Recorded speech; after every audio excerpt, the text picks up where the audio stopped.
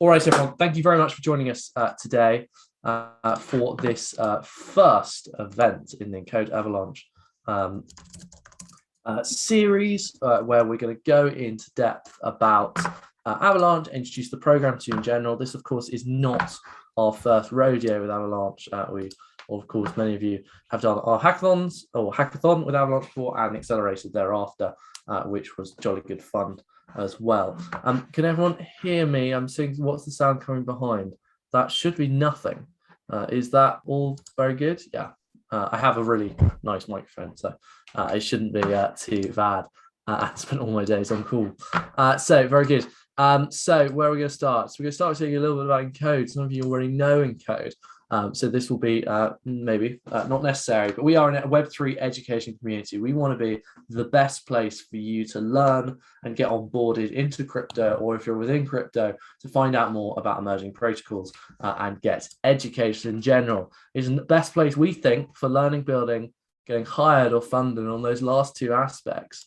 This is kind of very important because right now in crypto, there's enormous opportunity in terms on the recruitment side, which we do a lot on, there is tons of people hiring. So if you are looking for a job, this series is a good way to kind of get started. So please do kind of ping us, ping myself or any of the team. If you've got my email, I'm going to drop it in chat now. But yeah, so that's a very short introduction to Encode. Please do go to our Discord, of which we've pasted the link in. We will, if you want to kind of follow what's going on with Encode, please go there. That is the best place to do so. In terms of the series in general, it's long term. I define long term as about 9 months here, with 4 aspects in general. One is this education series. It's effectively monthly events about Encode, about Avalanche. Like the next one is on kind of more technical one, building. We have a coding bootcamp. Just a note on that. That's actually happening already. It was a closed bootcamp of 40 participants. We had well over, I think, 1,000 applications, if not a lot more than that. That is for we will be doing some more coming up next year in 2022. But that is full. That was a coding bootcamp to kind of train people 10 weeks, 4 days a week into building stuff on Avalanche and being solidity developers. We have the hackathon. Sorry, Andrew. It was very competitive. Lots of good people did not get chosen. In terms of the hackathon, that will be happening, I believe, in February. Maybe I got my dates slightly wrong there. And that'll be a 8-week hackathon to build cool stuff on Avalanche, just Avalanche. So plenty of opportunity there. And we finish with an accelerator for those of you that are startup minded going into spring. That is my mouse being very odd. About this education series, we're generally putting on monthly events for you to learn about Avalanche. These all going to be live on Zoom. They will go on YouTube Medium the next day. We want you to use this as kind of the basis or a launch pad for getting involved in the ecosystem. And it is designed for both the technical and non-technical audience. So different events will flag which ones are which. This is kind of a non-technical event, still very relevant. Rather, what I mean by that is you don't require any technical knowledge to get involved in this.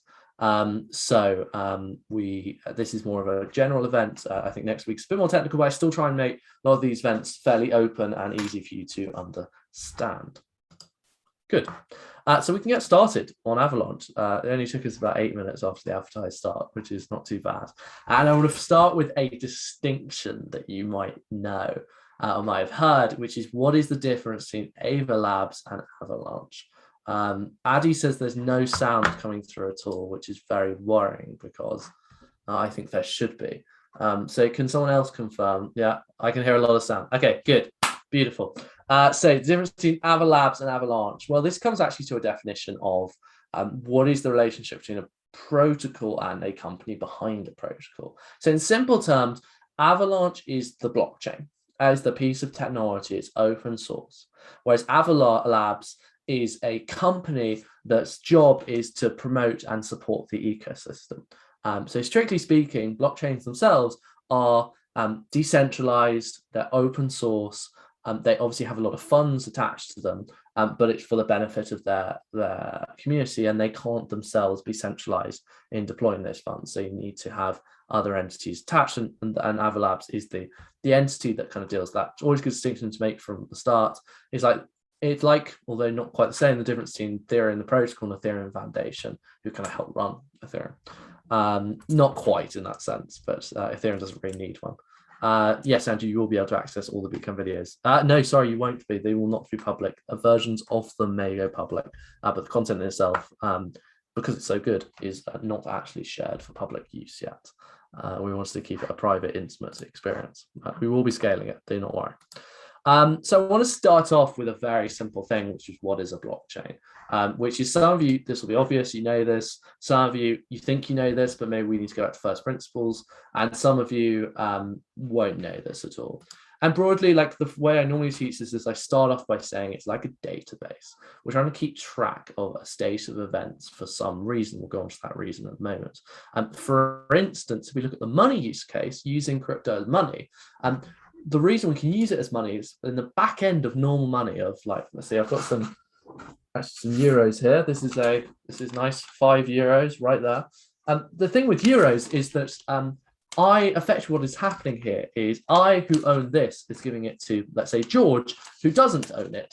And by giving it to him, you do this for an exchange of goods. Now, for physical money, like the only thing that keeps track of the movement is the actual physical money itself, and money usually has something to verify that it's actually money and can't be counterfeited. But when we're dealing with digital money, with banks, with money transfers, things are obviously a little bit different. So how do I keep a track? So typically what's happening in the back end is banks are keeping track of it for me.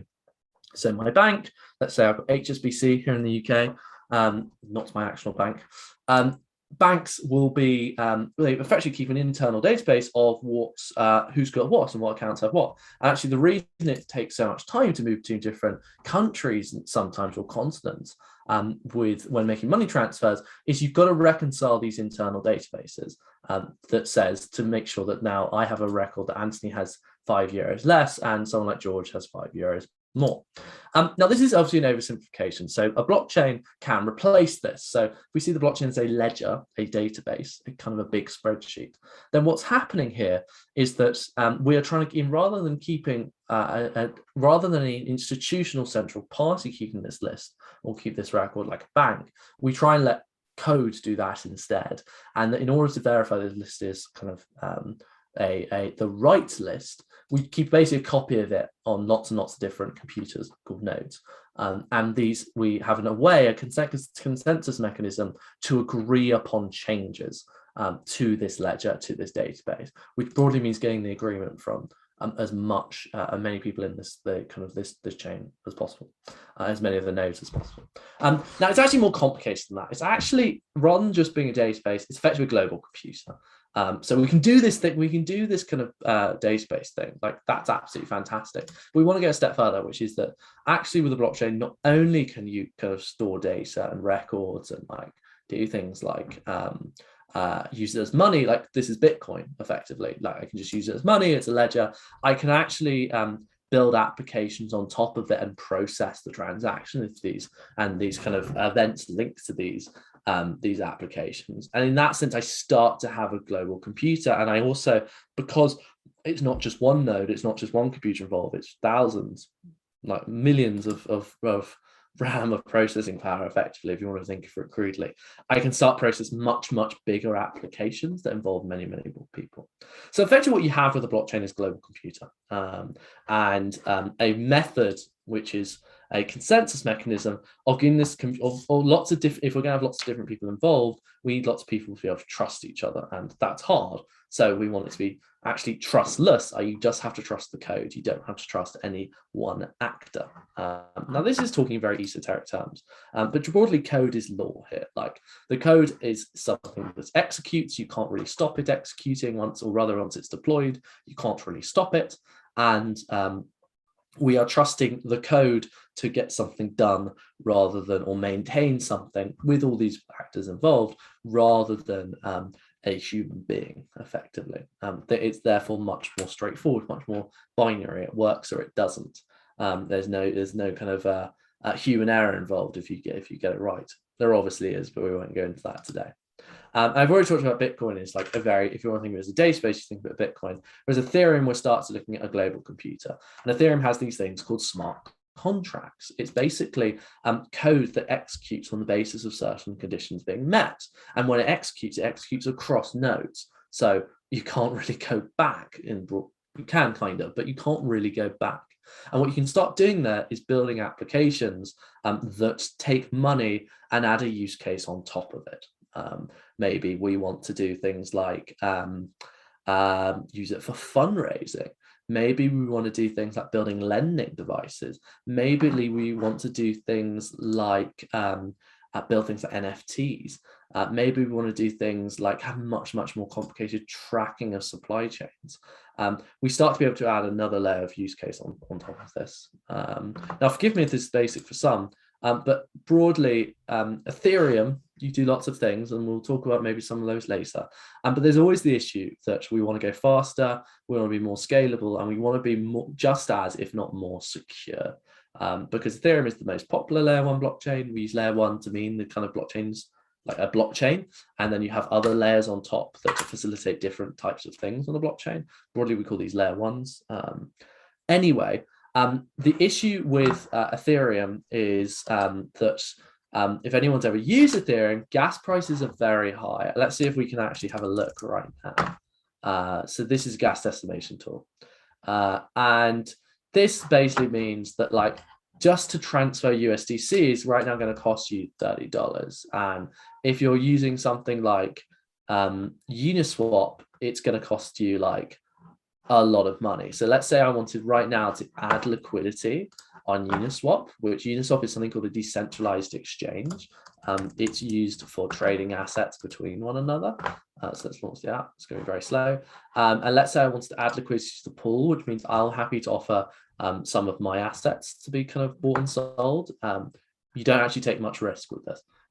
You take some risk, but not much risk. But if I want to just do that, it's going to cost me $265 right now, which is kind of ridiculous. And yeah, Carl has just, I think that's Carl, has just said like, yeah, OpenSea can be ridiculous at times.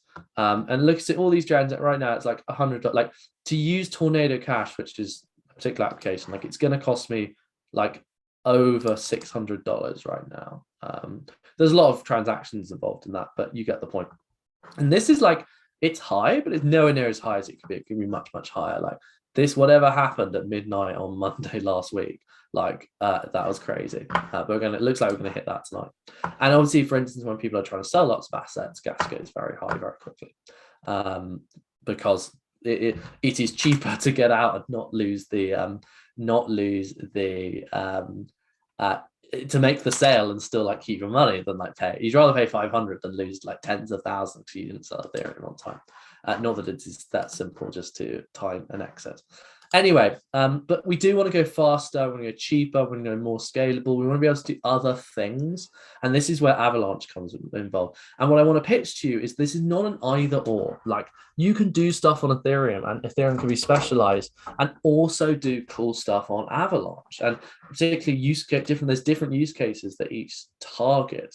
And they have bridges to them. So I don't want to ever suggest there is one chain that will win out. I really do believe there will be a multi-chain universe.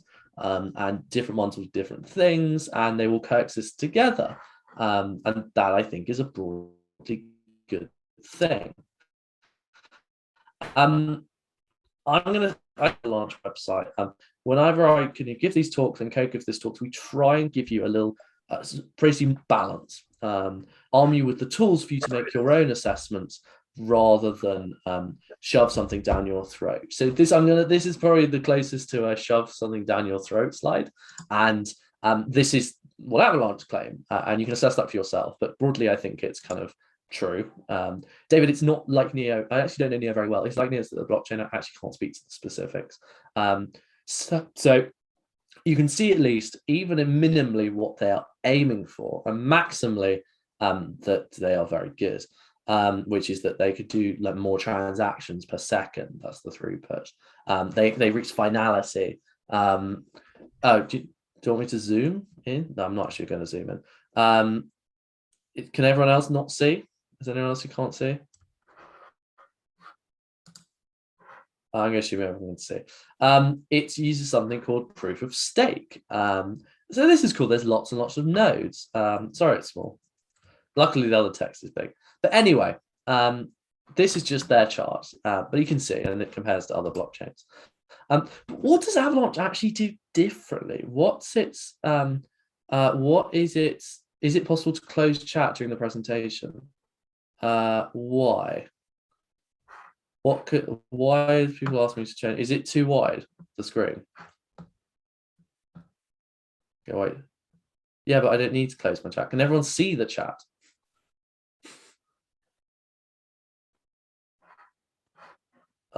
Wait, can everyone see the chat? I don't get the chat is like white, like nowhere near. We can't. I'm so confused. I think it's all good. I'm gonna assume it's all good. Forgive the delay, guys. Good. I didn't think you could see my chat because like my chat's over there. Like that's a widescreen monitor. The screen is there and the chat is over there. So I'm like, that is weird. Okay, cool. Obviously there's any presentation, so I'm looking at the chat to see stuff. Anyway, what does Avalanche do differently? This is what we care about. This is what we're here. It took me 20 minutes. Why are we here? So I'll come back to Avax in a moment. Let's build a snowman. Not really, but I want to talk about Avalanche consensus. So a consensus mechanism is the thing we use to get lots of different nodes and actors to agree upon a state of affairs in a blockchain. And broadly, this is not quite, this is an oversimplification. Broadly, the Avalanche have the Avalanche consensus protocol, which powers this thing called Snowman, which you can, for very simple terms, is for the consent is for doing consensus now, what they call consensus, the consensus protocol on Avalanche. And broadly, what it does is it compartmentalizes voting. I don't really want to go into the depths of consensus. We'll kind of come on to that next week. But broadly, what it does is it's invented by a very smart chap called Emin Gunsira. He's a senior professor looks very young, doesn't he? Senior professor at Cornell University. He's very famous and very nice as well. If you've ever met him. And broadly, what he wants to do is invent a system whereby rather than having one transaction where lots and lots of different nodes have to agree, can we compartmentalize that into smaller transactions that still give enough confidence to us to believe the transaction has gone through? And it does this by randomly choosing nodes, which we call validators, to verify if a transaction looks correct. Like, is this right? We make sure people aren't double spending, so spending their coins twice. Does this look like it fits the state of affairs of the blockchain that we kind of expect, or that we had by the last block? Block here is just a set, basically a ton of transactions that are mined together. Anyway, what we do is we compartmentalize it and we put it into subvotes, and we use these votes to generate confidence in that a transaction has gone through. And if there isn't the confidence that a transaction should go through, we basically run it again or put it through a different method. This is a massive gross oversimplification of Avalanche consensus. It's very technical. It uses a lot of cryptography. We'll go into it a little bit more next week, but I just want to leave you with the impression that the difference is there's a different consensus here. This is the first difference. And I'm going to say claim because I want you to go out and verify for yourself. But they claim, I think they have good reasons to claim, that it is faster, that this is more scalable, that this is more secure, this is a better way of doing things. Good. And broadly, I did, again, steal this directly off the Avalanche website, but I'm going to go through this very fast, and in your own time, next week, or not next week, next month, we'll go into this a little bit more detail. But broadly, you issue a transaction, lots of validators receive the transactions, and they're asked, is it valid? And if it's not valid, then it's immediately rejected. And if it is valid, we add it to a list of transactions, and we basically start doing this random voting. Validity here is not the same as soundness, logically speaking. So validity means, is this look like a transaction or is it a fake transaction? And it's immediately rejected if it doesn't look like a transaction.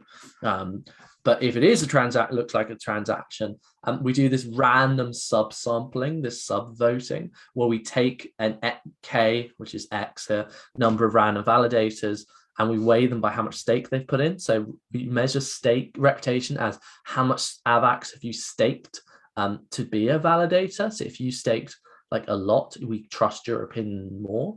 And we ask them what they think whether they think these transactions should go through, and guess what order to do them in as well. And if the confidence threshold is met, we accept the transaction. And if it's not, or we have a conflicting, we're going to reject.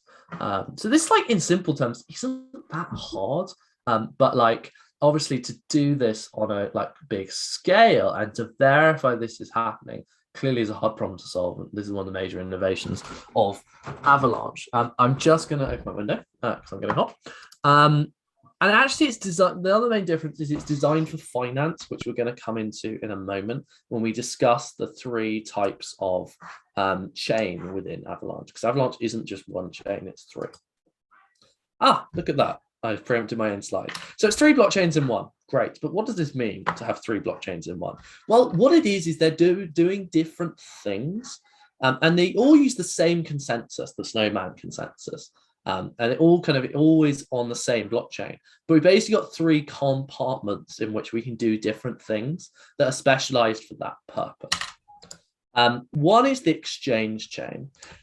And this is an exchange that is designated just for creating and trading digital assets.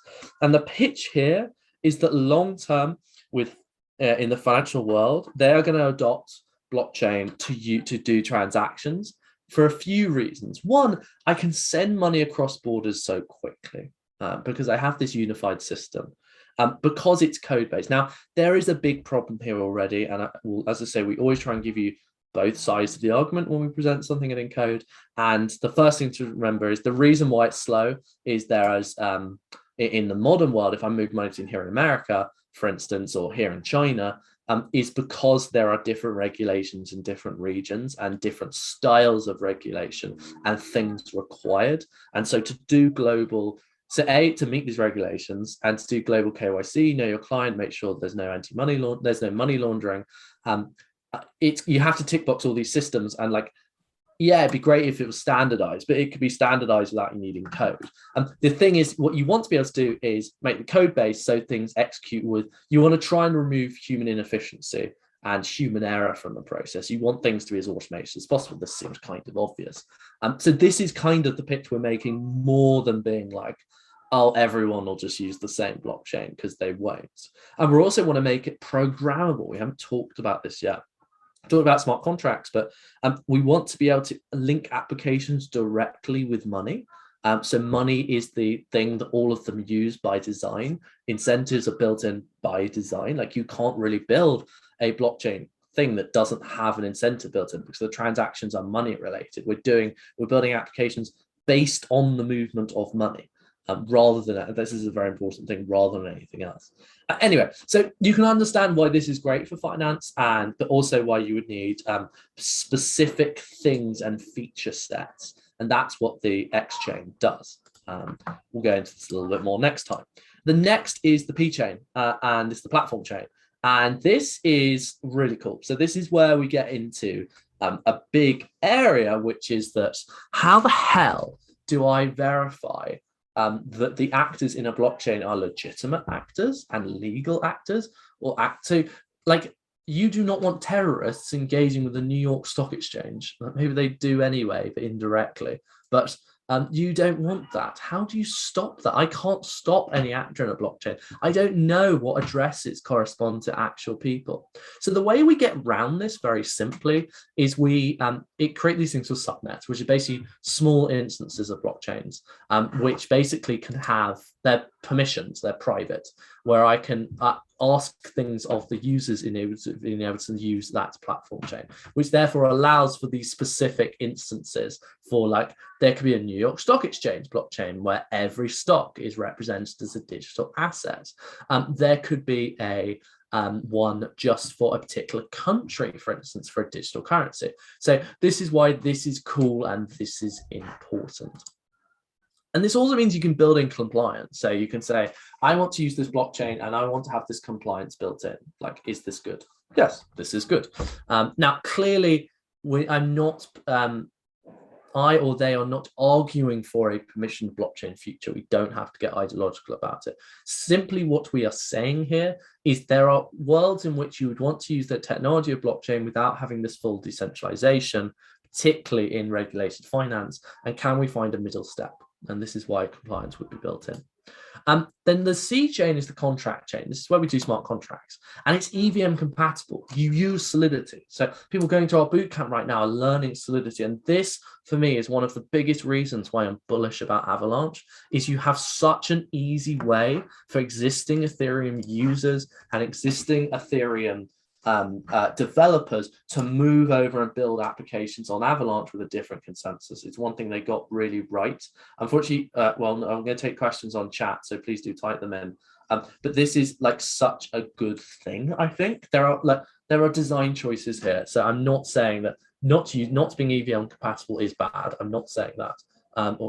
Yeah, I'm not saying it's bad. Like, there are reasons you'd use Rust, for instance, for Solana and for Substrate for Polkadot.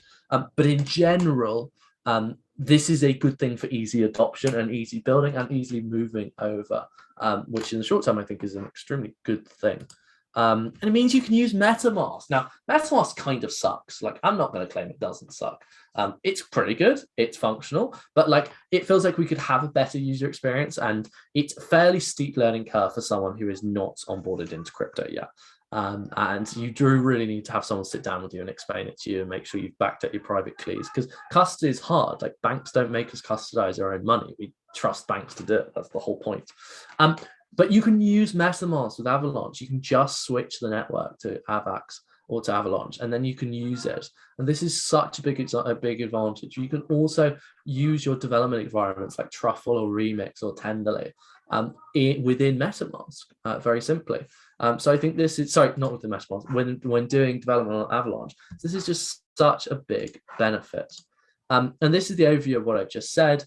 So we have this kind of primary network that kind of allows, is the consensus mechanism, and you have to stake AVAX, the token of Avalanche, that probably obvious in context. And then you've got C chain, which is smart contracts, and it's EVM contracts. You've got this platform chain that can be like any chain broadly, but uses consensus and can be permissioned. And then you've got this exchange chain, which doesn't use Snowman. There's a slight niggle. It uses the Avalanche consensus protocol. I'm not going to go into that today. Which is just for creating assets and exchange assets. So this is like real play on finance. So very cool indeed. We've done through subnet. So gone through separation. There's also this thing called a bridge. Some of you might know what a bridge is. A bridge is being able to move assets to two different chains. Now, it should be fairly obvious why Ethereum Avalanche bridge is so easy to use, because you can have ERC20s on Avalanche, which is the token standard for kind of fungible tokens, or NFTs, ERC721s, which are unique tokens. But what you can do, this means you can put Ethereum assets on Avalanche, move Avalanche assets to Ethereum very easy. So this is another kind of great benefit. What I want to do now is look at the ecosystem as we kind of come to the end of the actual content. And what I want to impress upon you is there is so much there already in the ecosystem, which is really great to see. And a lot of this is familiar from Ethereum because it's so easy to move over. So you have Aave, which is the lending protocol. You can move like assets, so you can lend and borrow assets very easily already on Avalanche. You have an Explorer. Now, Explorer, this is, I'm very impressed with them because they're, no, there's another one.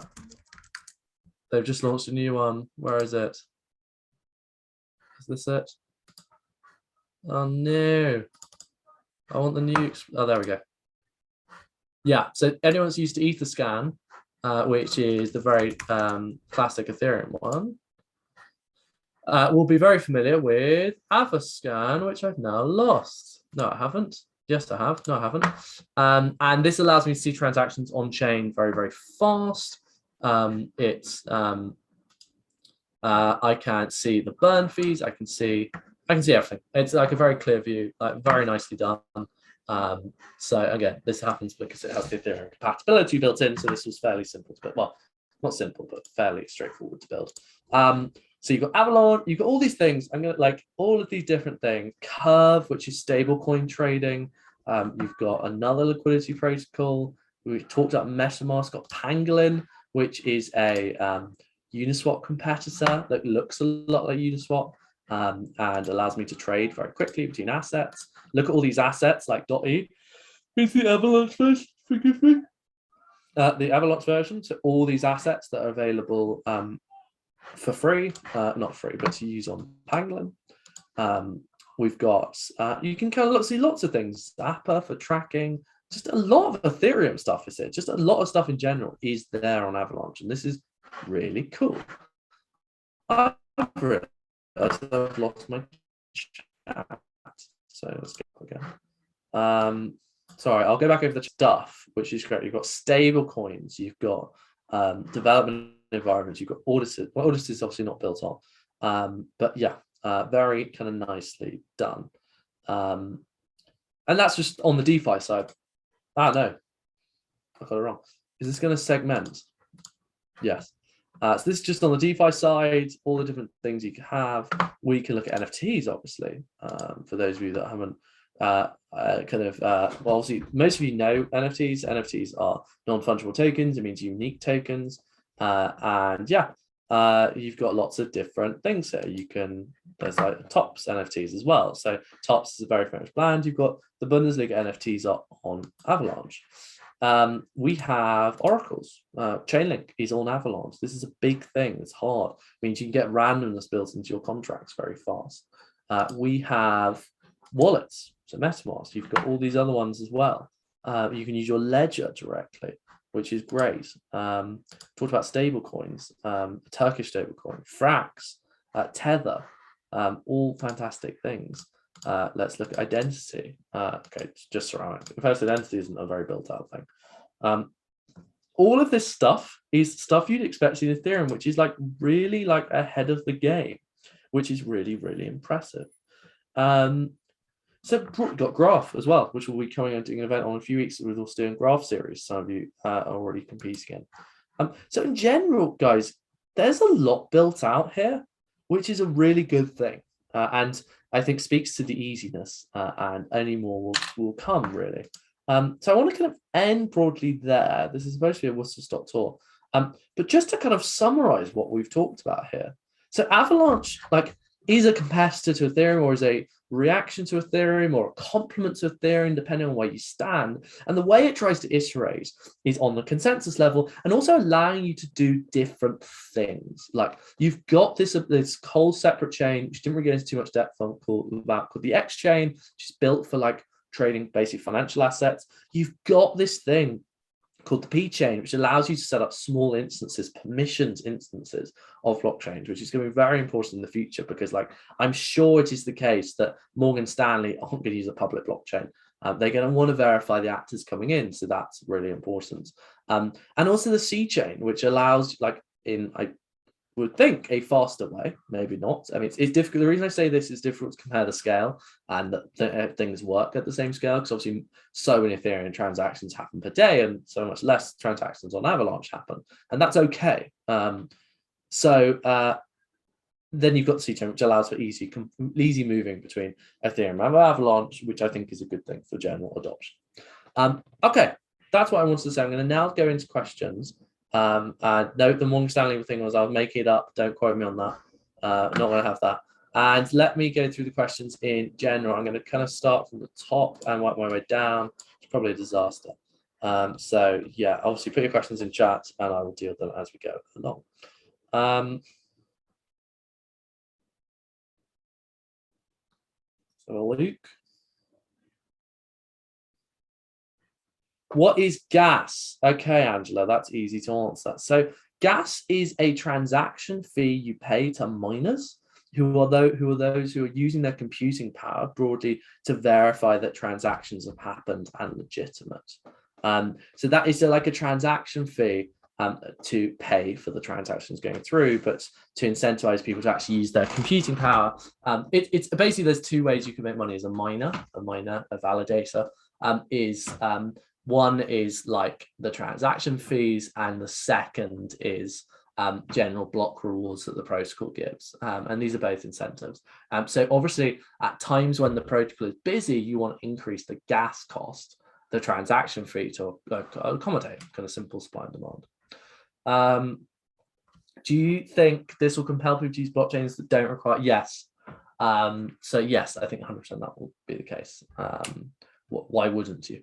What is the future of layer 2 chains whose existence is justified by Ethereum being slow and expensive?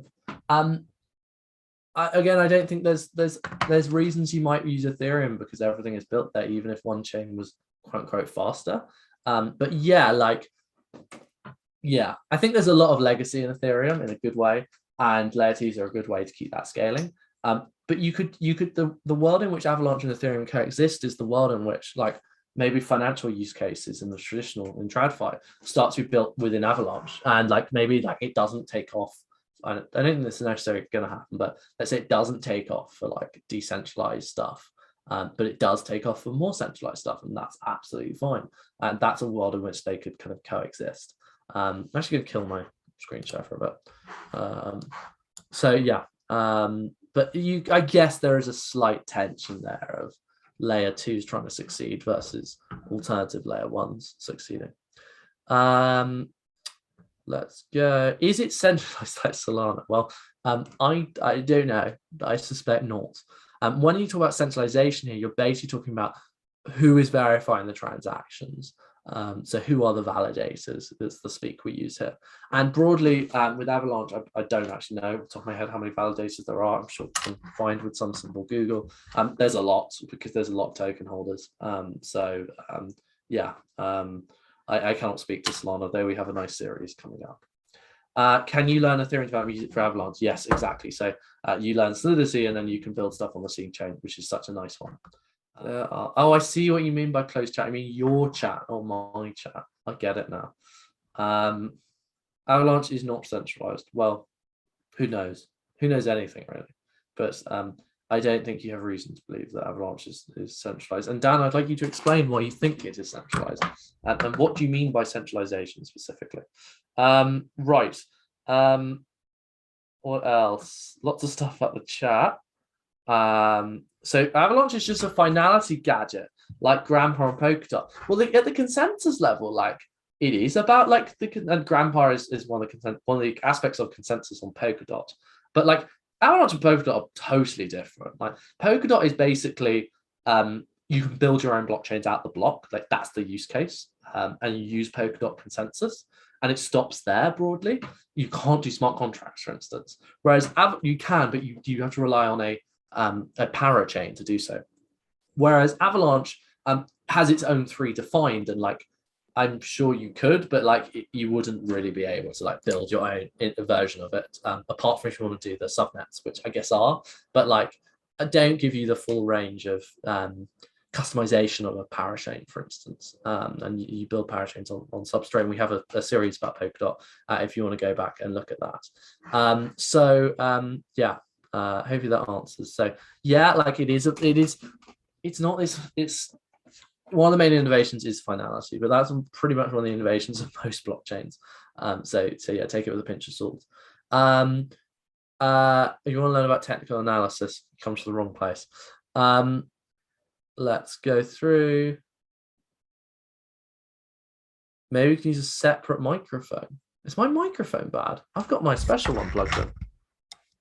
I do talk very fast. Sorry, but this is recorded. So yeah. Yeah, my mic's, people say my mic's fine. Good. I like my microphone. I could talk closer, but I don't think that helps anyone. How many random validators are selected? That depends time by time.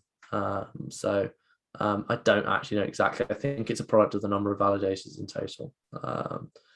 Stakers with greater deposits are trusted more. Is it because they're exposed to more slashing? Yeah, effectively.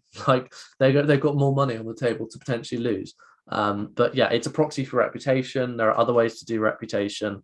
But basically, you're asking people to put money down, and you stand to lose more if your reputation isn't as good. It's not quite slashing though on Avalanche. We'll go into that next month. That sounds like a long time away. Sorry, it's actually like 2 weeks away. Yeah. Can I speak to the issue of centralization? What would you like to say about it? I'm going to define centralization, which is there being central control of something. But centralization, remember, can be a good thing. Like families are centralized, by the way. Like they're very efficient at delivering what they do.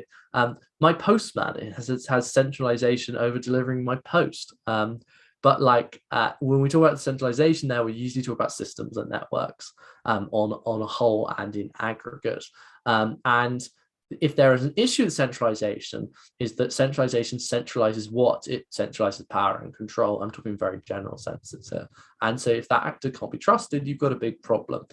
So one of the things blockchains are trying to do is deal with this problem of centralization and make sure no one has central control. And you can do this 2 ways. One, by having a system that requires lots of actors to agree by design, a blockchain, and also by the nature of blockchains, mainly because of their scale, no one really owns that much of a blockchain, and so they don't have much power over it in any event. So that's kind of very important as well. Why a bigger validation is trusted more? Is it difficult to be a validator now? It's not difficult, but you need, it's proof of stakes. You need a big stake, so you either need to have lots of money, to deploy initially, or have the benefit of getting money deployed to you by a delegator, maybe because you perform staking as a service, and you can kind of put lots of different stakes together and be reputable that way, which are firms that do that. Yeah, can you explain why we see most of the Avalanche native tokens on the C chain? Because it's the smart contract platform, which means you can do other stuff, Max. That's broadly why. I think all of Avax trades on the C chain, I'm tempted to say. I actually don't know the data, but my strong guess would be because you want to be able to do stuff with that money, not just move it. And so you want things like DeFi applications, you want to be lent it out, you want to get an interest rate, you want to trade it against other assets. And the most sophistication there within Avalanche is on the C chain now. All those projects you just saw, the Aves, the Panglins, I believe, are on the C chain. I might be slightly wrong on that, but that's my strong guess.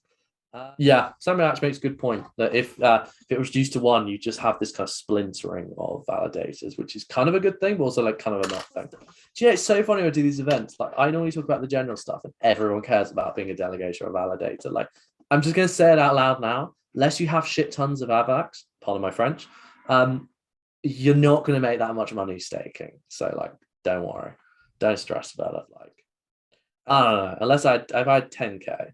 Even 100k, like I would care about it. Like stake to get some money back, but like you want to delegate. That sounded like a gun going off. It was not. It was a firework. Lots of questions. This is great, guys. Nothing is stopping Ethereum doing that, but they wouldn't do that because it's hard to get everyone to agree. So that's why you do hard forks. Yeah. The easiest platforms to buy AVAX. Binance. This is not trading advice. Yeah, Binance, Kraken, probably what I'd kind of recommend. Yeah, subnets are just the effectively what's going on is it's a set of validators is what's actually going on in the back end, meaning a validators that just control one kind of or a certain set of blockchains, and therefore if you know you control the validators, you effectively control access. So this is how you create these kind of mini blockchains in an Avalanche, which you can then make permission. If the price increased, the fees went up so much. So it's kind of what happened on Ethereum, but like broadly, there would just be a vote if it was making the chain unusable. How interoperable are the main chains? Fairly interoperable, but like the subnets and the X chain aren't used as much. So for as a lay user, you'll interact with the C chain mainly. I don't know Moon River Network. I'll Google it. Oh, is in Moonriver, is in Moonbeam. Kind of similar to C chain and Moonbeam. Moonbeam is the smart contract instance on Polkadot. It's basically a smart contract blockchain. It's kind of like the C chain of Avalanche. Is a nice oversimplified way of thinking of it. So yeah, both EVM compatible. It means they look and feel like Ethereum, but have different consensus mechanisms under the hood. What's the difference in layer 1 and layer 2? So layer 1 typically means a blockchain like Avalanche, Ethereum, Polkadot, etc. And layer 2 means things on top of it to make that chain faster, or to do things based on that chain to improve upon it somehow. So typically when we talk about layer 2, we talk about taking some transactions off chain, processing them separately, and then bringing them back effectively to try and kind of remove the traffic on the main chain. That's what I mean by layer 2, but broadly it's a layer to make the underlying chain kind of faster in simple terms. Dan, I don't know. I do not know. From the number of validators listed, which I think is well over 1,000, no. You never know if these are the same ones, but I'm fairly confident Avalanche is decentralized. But decentralized is not a fixed thing, it's a spectrum. And it's also linked to size. And I think Avalanche still has a way to go, but certainly to have confidence to use it or build stuff, I wouldn't be worried in the slightest. There's not a certificate, but well, I might bring a certificate. We will be doing some cool stuff around perhaps and mining, so that when you attend our events, you effectively get a token for doing so, and that can be redeemed later for benefit. I have no idea on the plan to update the required amount. Thank you. My mic is perfect. Brilliant. There will be more boot camps, Haroon, but unfortunately this one is currently full. I don't know if Avalanche will beat Solana's market cap. If you know, please do tell me, because that's great information. Is there any resources to learn Solidity? We will coming up with them, so bear with. Well, Arif, I'll message you about that. That's okay. You've actually put it publicly. I will go into that as a kind of technical, just a little bit beyond my pay grade.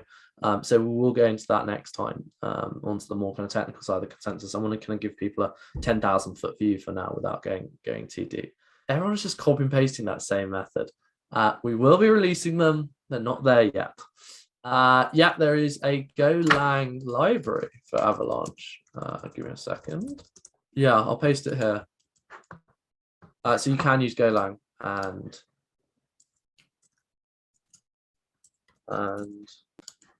Avalanche. I've lost my place now. New. We're not publishing the bootcamp videos for now. There will be stuff coming up. Be excited, but a version that's more friendly for your learning. Where does Avalanche store its data? What do you mean? On the blockchain? I think you mean storage, which, one second. I'm trying to think what the storage layer is. I've gone completely blank. There's a couple working. I don't think anyone's actually done the file storage thing on Avalanche yet. That might be a massive oversight, but like an IPFS equivalent. Solidity for the C chain. You can also use Go. Can you stop pasting the same message? It's so boring. I don't have particular project views on projects on Avalanche. Sorry. No investment advice here. Is sufficient. JSEC is sufficient to know solidity. That's fine. What does the layers mean? Layer basically means, think of it like cake. The sponge of the cake is the blockchain, and you have other layers on it to make it nicer. And this is layer 2. But actually what it is, as mentioned before, is a way to speed up a blockchain by adding some efficiency on top of it. I do not know the maximum adoption side, sorry. But I will point you to the docs.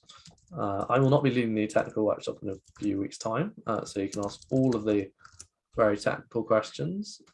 Give me a second. Great questions, guys.